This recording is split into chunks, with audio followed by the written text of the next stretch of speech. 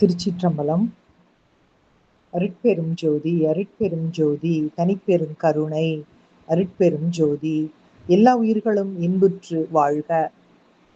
ஆத்திகனை விட நாத்திகன் நீண்ட நாள் ஆரோக்கியமாகவும் வசதியாகவும் எப்படி வாழ்கிறான்?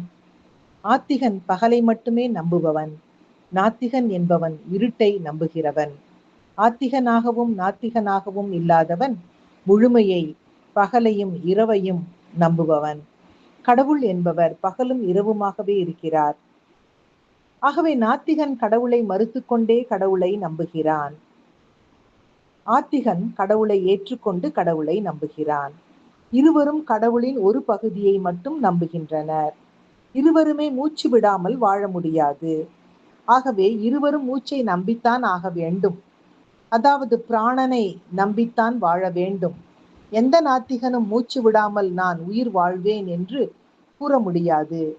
மூச்சுக்காற்று, பிராணன், பிரக்ஞைதான் கடவுள்.